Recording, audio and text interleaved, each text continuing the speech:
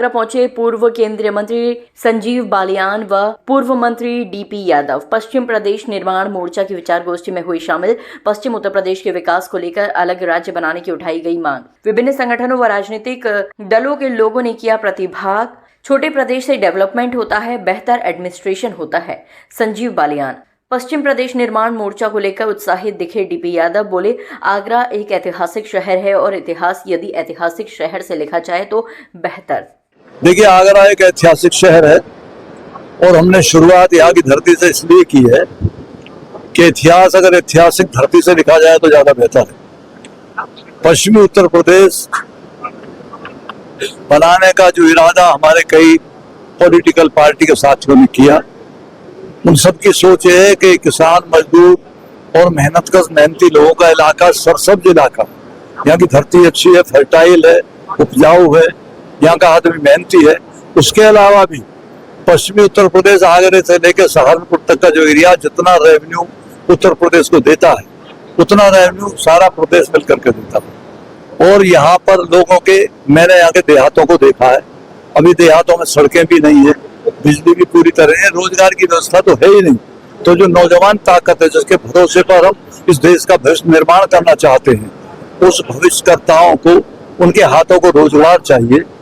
चाहे नौजवान लड़का हो, लड़की हो, कोई भी हो, उसको रोजगार की जरूरत है। क्यों? वही असली ऊर्जा है देश की, वही असली शक्ति है। तो शक्ति को राष्ट्र के काम में लगाया जाए, राष्ट्र हित में लगाया जाए, देश हित में लगाया जाए। और दूसरी तरफ फौज में यहाँ के हजारों नौजवान ऑफिसर्स हैं, लोग हैं, उन्होंने भी अपनी सेवाएं दी हैं। इसलिए मैंने कारगिल और रियांगला का नाम लिया। यानी कुल मिलाकर के इस प्रदेश के निर्माण का करने का इरादा हमारे इस मोर्चे का है, जिसमें हमारे 8-10 पॉलिटिकल साथी, MP, MLA, मिनिस्टर हैं। भाई बालियान जी भी हमारे साथी जो केंद्रीय मंत्री रहे हैं। 2-3 साथी हमारे आ नहीं पाए, दूसरे प्रोग्रामों में शामिल थे, कोई बिहार के चुनाव में गया था। तो कुल मिलाकर के आप लोगों का सहयोग मिलेगा, प्यार मिलेगा, तो जरूर आगरा की ये शुरुआत अपने आगे बढ़ करके भविष्य में पश्चिमी उत्तर प्रदेश के नव निर्माण का रास्ता प्रशस्त करेगा। ऐसा मेरा इसका कोई रूट मैप तैयार किया है, किस तरह से इसे सिलसिलेवार आगे चलाएंगे? आगरा के बाद में अभी 9 नवंबर को बुलंदशहर में एक बड़ी रैली है।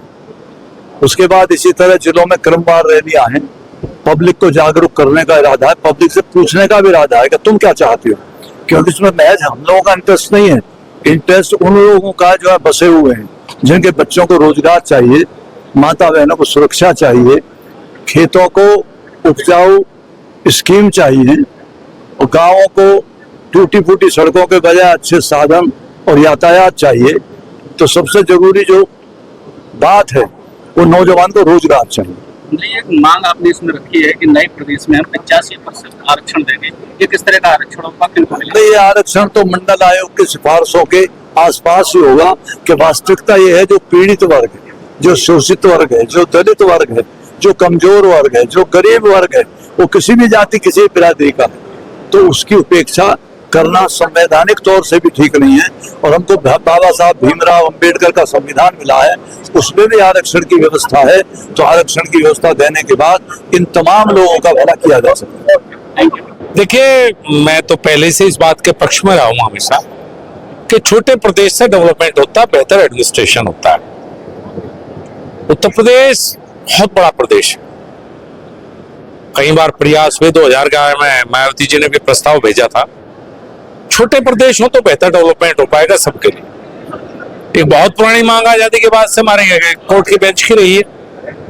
मेरठ और आगरा की लड़ाई में मैं हमेशा एक बात कहता रहा, मैंने कभी नहीं कहा मेरठ, ना कभी कहा आगरा। मैंने कहा पहले ले तो लो पश्चिम उत्तर प्रदेश के लिए एक मैच, फिर लड़ लेंगे आपस में बैठ के, तो बाद में तय करेंगे स्थान, पहले एक बार मिल तो जा। तो मेरा तो आगरा से भी यही निवेदन है और मेरठ से भी यही निवेदन है कि सबको मिलकर पहले हाईकोर्ट की बेंच लेनी चाहिए। 8 लाख से ऊपर मुकदमे हमारे पेंडिंग है। शोषण पश्चिम उत्तर प्रदेश के वासियों का है। देखिए, मोटे तौर पर 25-26 जिले हैं। ये तो बातचीत बाद में होती है, बहुत सी बातें हैं, ये तो सबके अपने अपने विचार है। क्या ऐसा लगता है जो छूटा हुआ है, जो विकास से क्षेत्र वंचित है? देखिए, पश्चिम उत्तर प्रदेश ये नहीं कह सकते विकास की कहीं कोई कमी है, लेकिन जो पोटेंशियल है यहाँ का जो ये हिंदुस्तान का सबसे बेहतरीन प्रदेश बन सकता है। जब छोटा होगा तो एडमिनिस्ट्रेटिवली बेहतर वो होगा। डेवलपमेंट तो आज भी है, नेशनल हाईवे है, सड़कें, सब चीज बन रही हैं, लेकिन और बेहतर करने के लिए छोटे प्रदेश, देश के एग्जाम्पल है हरियाणा हो, पंजाब हो, जो छोटे प्रदेश है ज्यादा डेवलप किया।